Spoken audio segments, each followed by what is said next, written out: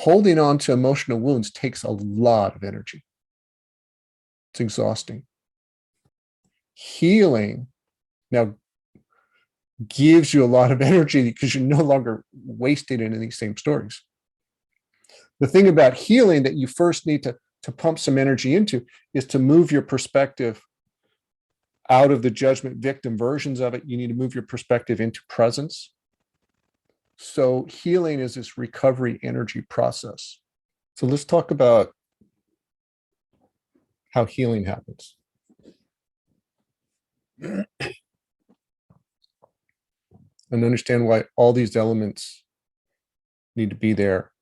And we'll talk about why I guide people and have a recapitulation process and why that works.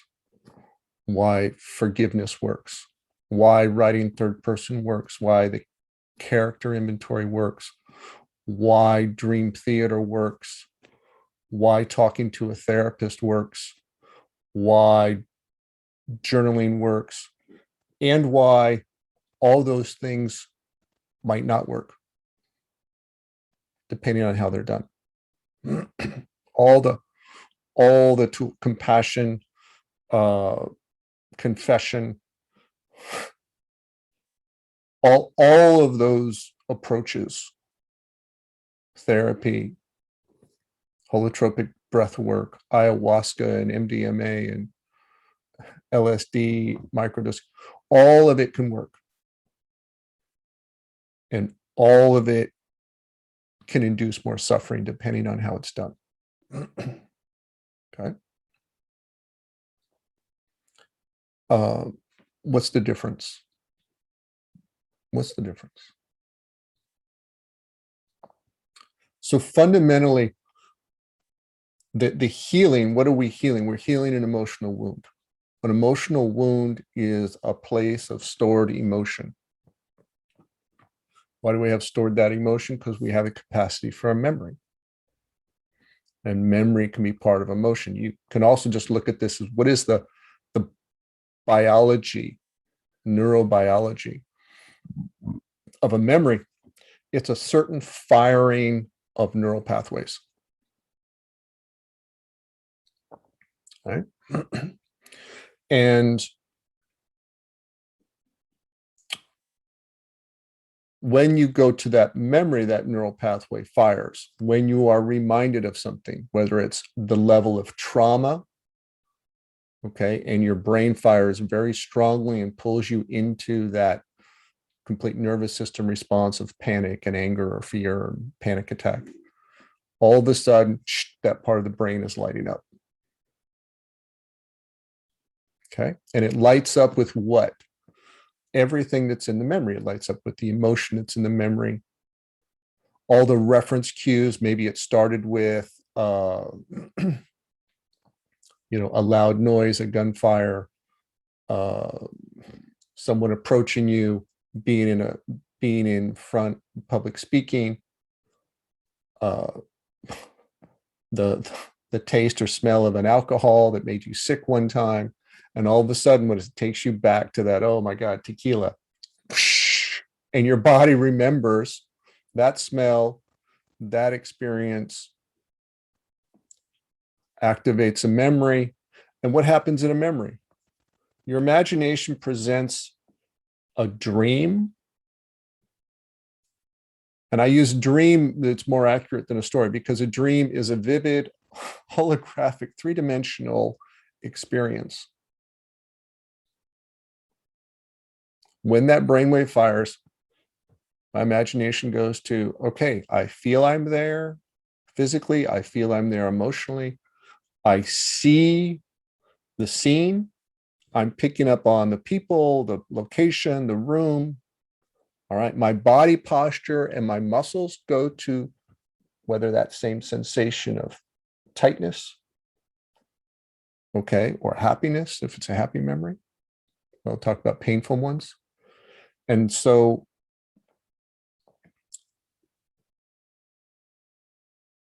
and when all that neural pathways fires in the memory, the nervous system is also saying, oh, we are there. because your nervous system in your body cannot tell the difference between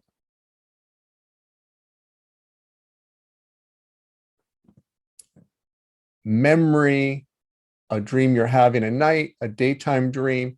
Your nervous system, your body responds the same way to reality as it does the mind. And so this is why, trauma is so powerful in bringing in your whole body into a state. Okay. What happens in a nighttime dream, there's actually the nervous system disconnects the imagination mind from the body so that your body isn't doing all sorts of things that you're doing in the dream. Because your body will act as if it's real. So it's one of the things that allows us to sleep. So we're not like running around in the bed or getting up and doing stuff that we're imagining. But maybe what we see with people who are sleepwalking, they're getting up and they don't disconnect, right?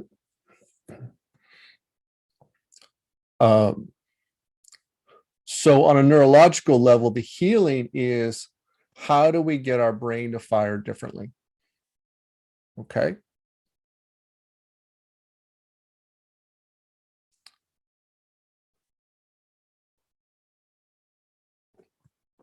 On an emotional level, how do we get it to feel different? How do we get it to look different? How do we get it to no longer fire? Okay. And this is where two critical elements, the fundamental elements, are attention and perspective. Okay. So in this dream, this three-dimensional movie, this virtual reality of imagination experience, I think of it as probably the virtual reality glasses. I haven't had them on, but if you've seen kind of funny videos where somebody is in the virtual reality glasses and they start behaving, and then they fall down, or they do things with their body in a room as if what they're seeing is really going on. They disconnect from where they really are, and they're in the virtual reality with the glass. That's what memory is. That's what a painful emotional wound is. That's what happens when, I had a partner cheat on me before, and now I'm with a new partner and I imagine they're going to do it. We're projecting this virtual reality. They're going to go cheat on me and I'm going to feel X, Y, and Z. We're projecting our virtual reality into present time, but it's based on a memory. And the same with fear, anger, things like this.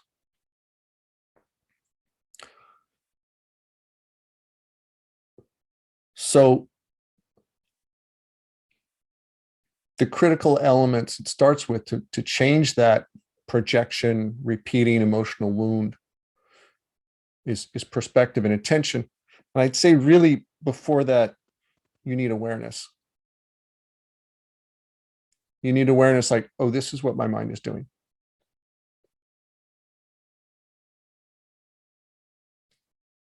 And what's happening with awareness is your perspective is changing to being the observer, commonly used for mindfulness. And you're watching what your mind is doing as opposed to being in the virtual reality dream. Okay. If we are in awareness watching the dream, okay, what's just happened? Okay. We just said, we're going to add something to this. Let's say the memory does this. Okay, it's firing. It's guilt, it's anger, it's pain. It's this. Okay. Got my board guy.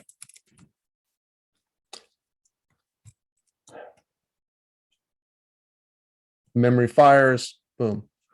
We add awareness, and what have we done? We're like, I got awareness in there now. I see what my mind is doing, which means I've changed the memory. I've changed the experience of what happens when those neural pathways fire. It's no longer doing this, now it's doing this.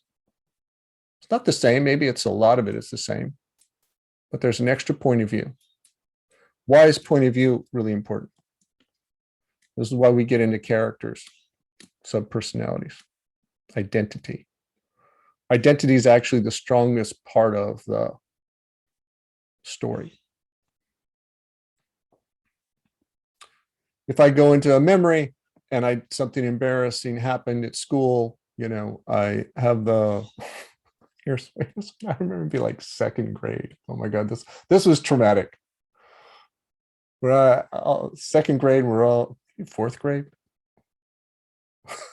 See, I'm laughing about this now, telling the story.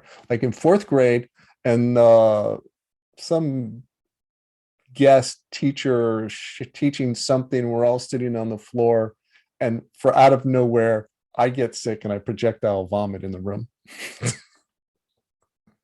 Okay.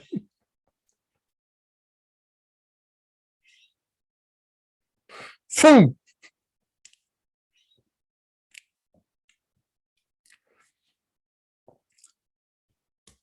If I play that movie from the perspective of what happened, what am I, 10 years old? I replay the movie, I'm there. I've just done something horrifically embarrassing. I'm embarrassed, I'm ashamed. Okay, I'm in the movie. I have the glasses on. And I'm in my 10-year-old self, my identity of a 10-year-old self. What happens to my nervous system? What happens to my body? Same thing. Now I'm sitting here and I'm laughing about my 10-year-old self. Oh my God. It's like surprise projectile vomiting in the room. It's like, it's like it just hit me, didn't see that coming. What have I done? I'm watching the 10-year-old self from present time.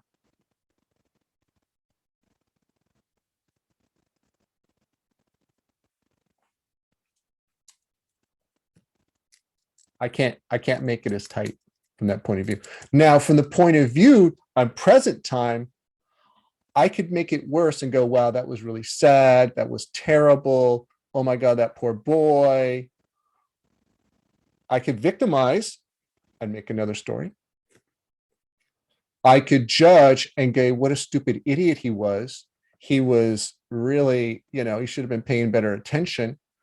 Look what he did with those other kids, and he vomited all over their backs and, got it on the floor and other people had to clean it up. He should have known better. Okay, so I can go into a story, judge story about that boy. I can go into victim story about that boy. Now I'm creating story about story from identity of victim or identity of judge, right? Am I going to heal? No. This is the same. I haven't changed this, but I've added one or two layers on top of it. Okay, so one of the key elements of healing is to move out, not to judge, not to victim, because I've moved out of this story and now I'm in the identity of judge and victim of it, right? So I have to move to a neutral observer point of view about that story.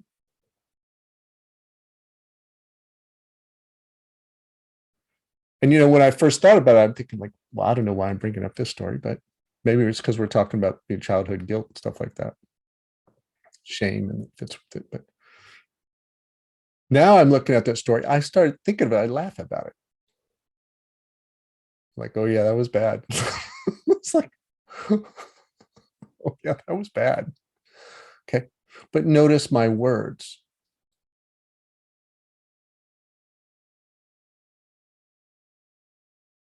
Oh yeah, that was bad.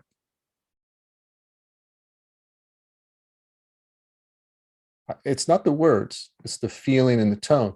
I can say, victim-wise, oh God, that was bad. I can say it as a judge, that was bad. Boom, boom, right? Or I can say, hmm, that was bad, with love. If I'm laughing about it, it's with love. It's with acceptance. There's no judgment. There's no victimization about it. It's just like looking at this time and this experience and going, yeah, that happened. Has it? It's the same thing that happened.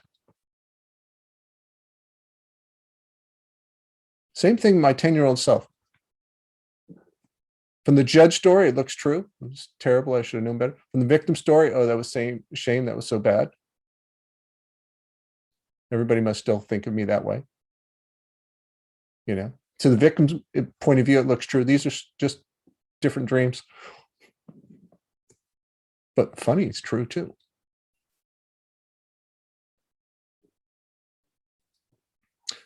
From the comedic point of view, I'm actually really present with it. I'm enjoying what that child did. Nothing wrong with what he did. So laughter is a kind of presence.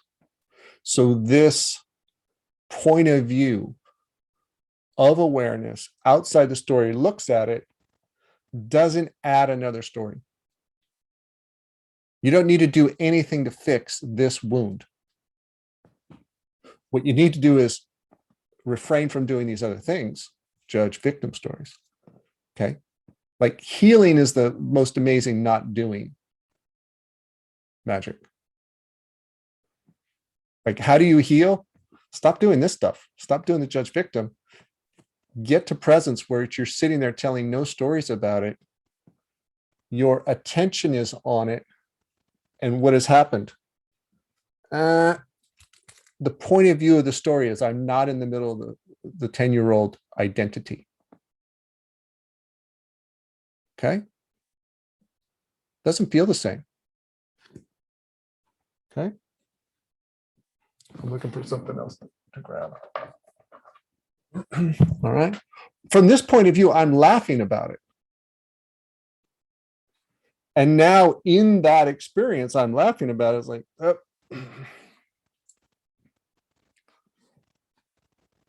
The whole form of that memory is now changed. When I'm experiencing the 10-year-old, I'm experiencing from my present self and I'm laughing about it.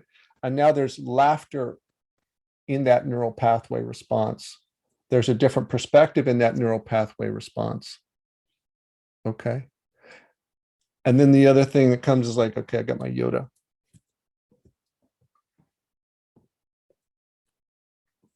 Right? Now what's the firing of the memory? And I sit with this. Now, if I just do this for a split second, there's still this capability. But if I hold this long enough, I come back to it and it's like, I'm going to laugh at my 10-year-old self projectile vomiting out of control. And there's my Yoda.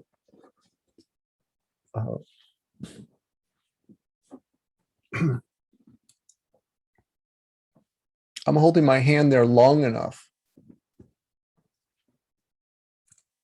It no longer has the same form. It's not gripped. It's not tight. The elements that make up the dream, the virtual reality, the identity, I'm not in it. I'm not 10 years old. There's laughter infused in the shame and guilt. So the emotion is changed.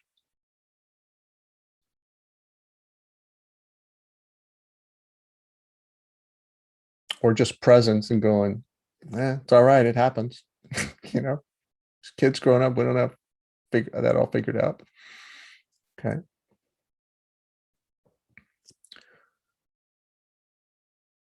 And then there's this element of, we can see what that child was telling itself at the time and the agreements he made from this perspective.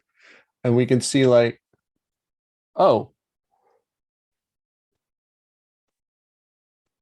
yeah, he would have told himself this is terrible and ashamed and everybody's going to judge him and things like that. And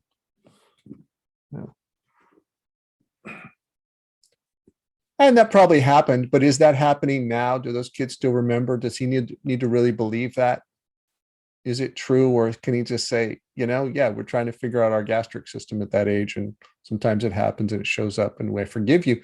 And we're like, are we telling the same story about what happened? No, telling a different story. Like, okay, so we got new technology, new kind of story. And like, okay, that's in there. A different kind of story that we believe that what happens is there's a faith. That energy that we hold the story is faith, that it's true. What that little boy did, how terrible it was, the kind of person he is true, is held with faith. That's like the force that grips it. That's the mortar between the stones, between the grips that holds all these pieces together. Okay. And so now if I take the faith out, okay, I've changed the point of view, I've changed the emotion. I even might do some breathing and release the emotion. Okay.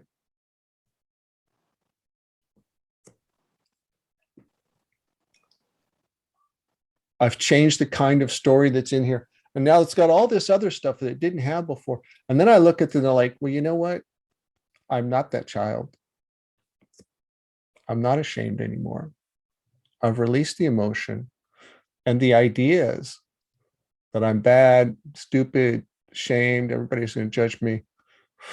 Let me take that last bit of faith out. What is that faith? It's the force that we hold our story with. It's what takes an idea or a thought and turns it into this conviction. Say, okay, I'm going to hold this idea tight. This is who I am still. And I'm like, no, that's not who I am. I'm sitting here as presence, as consciousness, as observer or laughter at the story. And I take my faith out, and the gripping, the mortar that holds it together, I start letting go.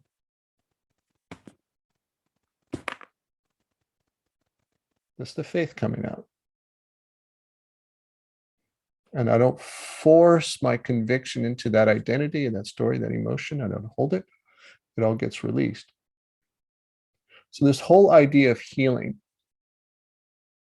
that we need to force it, that it needs to happen, that we need to work really hard, is actually, there's something reverse happening. This wound is something we force ourselves to hold. We have great conviction about it. We put a lot of power into hanging on to that identity, that memory, and firing our brain in the same way. Healing is an awareness, none of that is true, and I'm no longer going to hang on to it. Holding on to emotional wounds takes a lot of energy. It's exhausting. Healing now gives you a lot of energy because you're no longer wasting it in these same stories. The thing about healing that you first need to pump some energy into is to move your perspective out of the judgment victim versions of it. You need to move your perspective into presence. You need to do some breathing practice and neural pathways, feeling comfortable letting that emotion go. You need to hold your attention on that memory from this present observer point of view.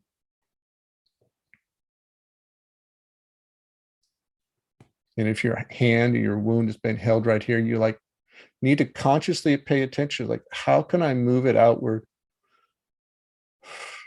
Relax my hand, relax my forearm, relax my shoulder. Like, I need to consciously put my brain all the way down my arm So it takes effort to relax, but then I get to use all the energy that I was doing this with. I get to consciously like, oh, well, now I have that energy I could do other things with. So healing is this recovery energy process. Okay. And it can happen 1,000 different ways. It can happen because you're talking to a therapist and they're just listening, and you say it out loud and you see what you're saying, or you see some pattern you're in and you see it with awareness. And this happens with little ones. Sometimes you just see it. Oh my God, I'm doing this. I believe that's totally not true.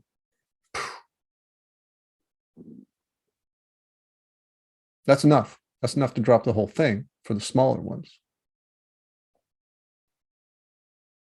For bigger ones, you might have to kind of work to get your perspective outside, see it as, oh, that was just guilt and shame from that event. Oh, okay. And there's the emotion, and I can let that go. You can do it in steps. And it's like, oh, and there's whole stories that child is telling itself by how terrible it feels. Like, well, those aren't true. And the faith comes out. So you can do those in steps, which is what particularly you need to do for the bigger ones. Because in the beginning, you don't have the personal power to just pop into a new awareness, laugh about it, and go, yeah, that was funny.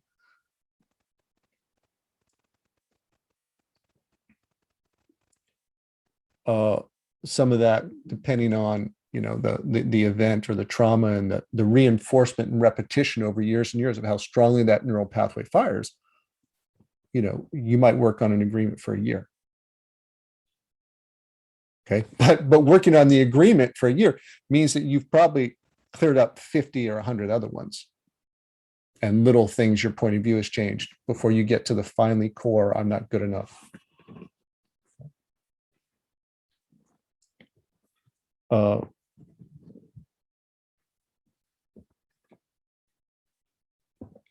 So that's the healing process. That's the transformation process, and anything will work if you include those elements in a neutral, compassionate, present point of view with your attention here. That releases the emotion, and that you extract your faith from all the agreements, the beliefs that child made at that time, or were made in that memory, or the judge and victim about that event. Okay. Because you can see that, it's not just one thing. Oh, I vomited and I'm a terrible person. It's like, what I should have done is an agreement belief, gets over the top. You were bad, judgment, this is terrible, sadness, what everybody else thought of me. All of these get stacked on top that also have to be removed. And so it's not just an event with a single agreement and belief. It's an event with maybe 5 or 6 different stories, a few different character points of view. So it can be 5 or 10 different beliefs. So any practice you do that's towards healing can accomplish that when you include those elements. If you don't include those elements, okay, and I mentioned this in one of the classes I did. So this is a man who was a therapist. So came a client of mine who worked 15 years as a therapist, trying to figure out his kind of not good enough and something's wrong with me stories, and feeling all this kind of shame and guilt. And he spent all this time kind of releasing the emotions, trying to be present with the emotions, be with the emotions, allow. Actually, he was practicing, he said it this way, allowing himself to feel the emotions. And as a therapist, he was teaching his clients, hey, allow yourself to feel the emotions. What's the problem with that is he was allowing himself to feel the emotions. He was allowed himself to feel the emotions from a victim point of view. Feeling bad, I'm bad. This is so sad. This is terrible. And so he has the victim, he's kind of reinforced. That's like victim, this is so sad, this is terrible that I feel this way. That's like having that wound from whatever it was in childhood and putting another one on top of it. He's not releasing the emotion, he's not changing the story.